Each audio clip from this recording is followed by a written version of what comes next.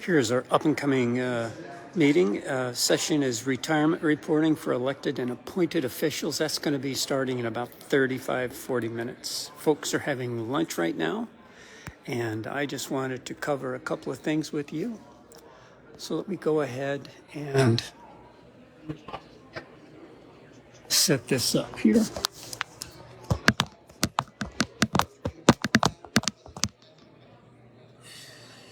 There were basically in the auditing session here, there was a lot of information passed. Let me get a pen. About the auditing process, what was done, how they go through that process generally for most towns. And basically, I made quite a few notes based on the audit that we had. So some of the things they talked about that we might consider doing in the town is, are there internal audits by a CPA? That was just something I added as a question. Instead of the performance audit, they call this a performance audit from the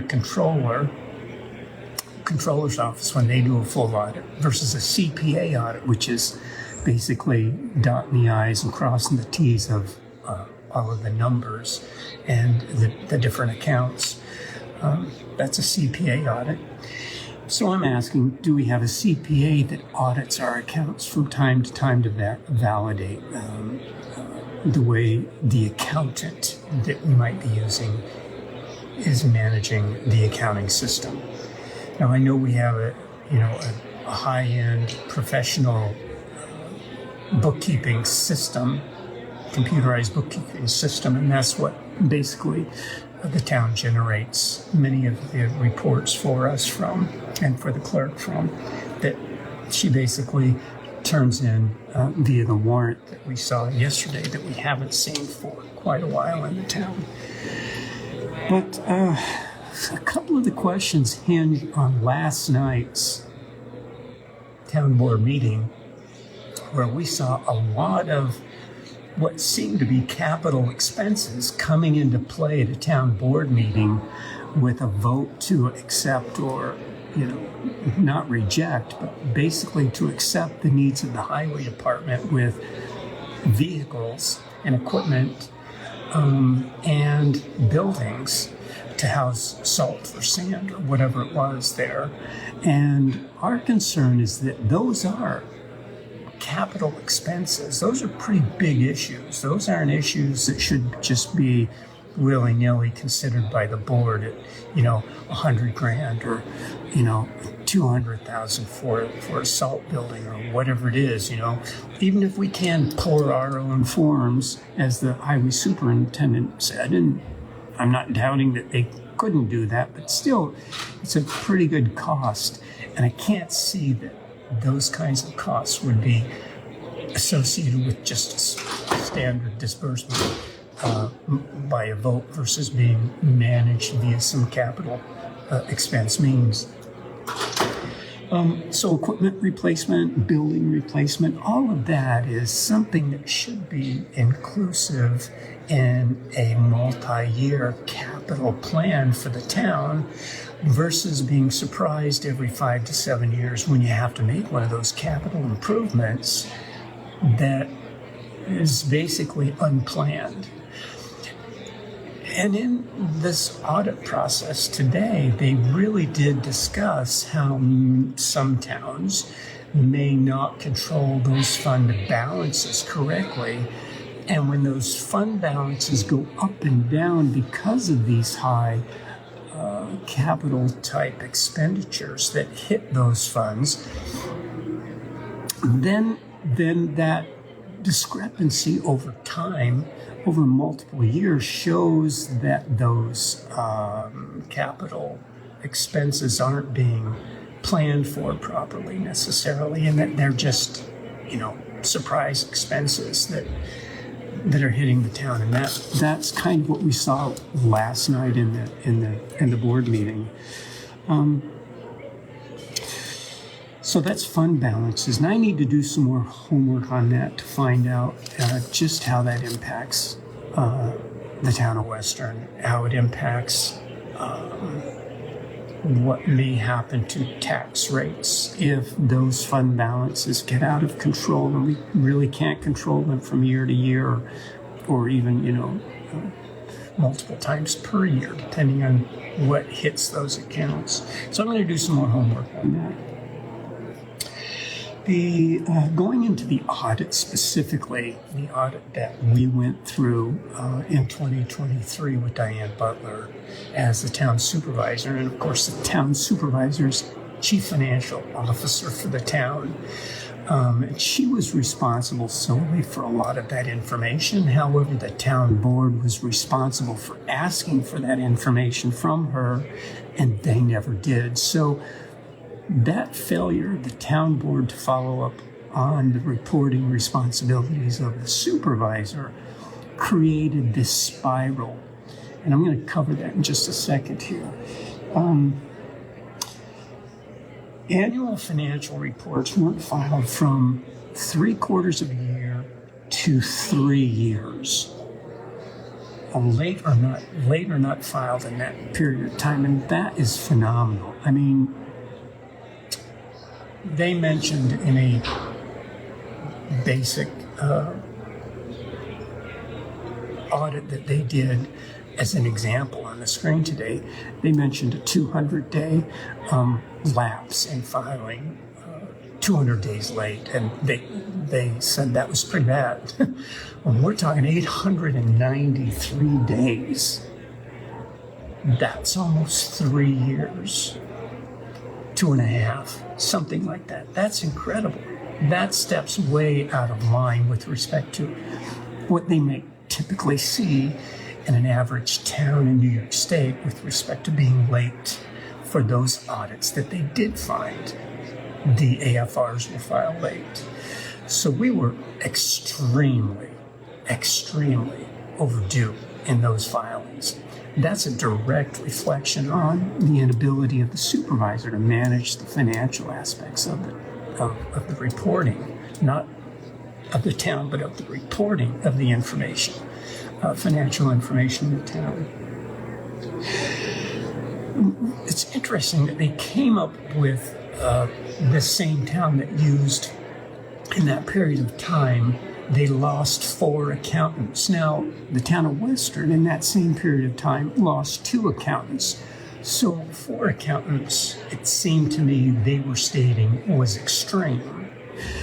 Now, I would venture to say that 2 accountants in that same time frame would be pretty extreme in a 3-year period or 4-year period. So what they related the loss in accountants to were most likely issues with monthly reconciliations of the banking accounts.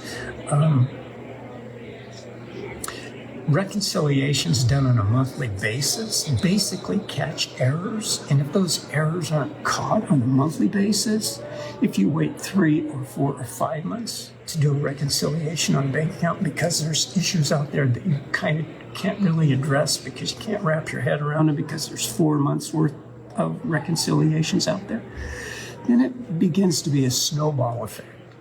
What happens is the town doesn't know where those errors are. They may know the balances because they may call the bank and find out how much is in the bank. So when they go to the meeting and they need to make a decision on, a claim for a fund, against a fund for the highway department or some other department, they know there's enough money in the bank to fund that. So basically that's what they work off of, a telephone call to the bank.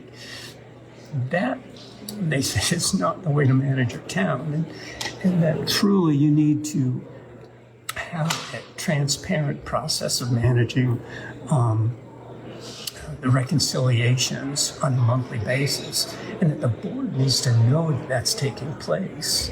They need to see the results of that. And I'm thinking that the people should also see that. The public should understand, does the balance at the end of the month, whatever that date might be, that the reconciliation of that account takes place, does it match what the accounting system shows should be in that account. And if it doesn't, well, let's take care of those errors. So if you don't take care of those errors right away, every month with that reconciliation, that's the snowball effect. Then you have an accountant that maybe hasn't done those reconciliations because the town supervisor hasn't held the accountant responsible for that. So now the town supervisor can't have the information to report back to the town board. The town board doesn't know where things are. The next month it's the same. And we continue down that path of snowballing into a larger and larger issue. And in the case of Western, that issue snowballed for 2.5 years. And that's just amazing. Well, I don't know the specifics, whether those reconciliations on a monthly basis weren't getting done, and that's what caused an issue that created the impetus to not find out where those issues were, and therefore that created the kind of issues in the town of Western that created the audit by the comptroller's office. So it's really interesting to kind of look at how the town of Western, fit in with the degradation of control over a period of time with respect to the case study that they used in this particular session.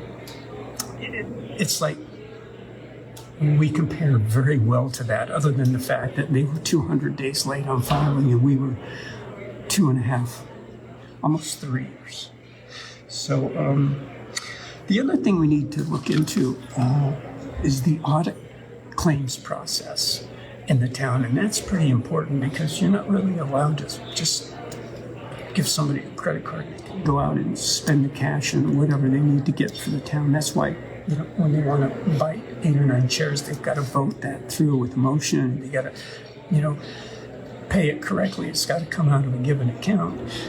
That's an audit claim, so they can't just hand somebody $50 or, in this case, a debit card and have them go out and expense something on a credit card. It really has to go through an audit claim, and that's a process to protect the people, to protect the funds, protect the board against misuse of funding. So let's see. Yeah, so I just had written down here, was that audit claim process ever not followed during that 2.5 or so years of issues that the audit contained? Even though the audit didn't cover those things specifically with respect to audit claims on items that we received or purchased or repairs or whatever we did. When the state does an audit, they kind of, I don't know if they go through and they hit every possible thing, but they pick an area that they want to cover based on what they've seen in their quick, I don't know, they might do a 2 or 3 day review of the town's books, records. And then they find some areas that need to be addressed, and then they'll focus on that and do a more detailed study to get the information they need to find out how the town needs to correct that. So I'm not sure whether audit claims are an issue in the town, were an issue in the town, or if they've always been on, above board and clean. So I guess that's something we need to look into. Some of the terminology here is something that's new to me, so I'm learning, as are you. So I think we're going to close out here for now and get ready for the next session after lunch.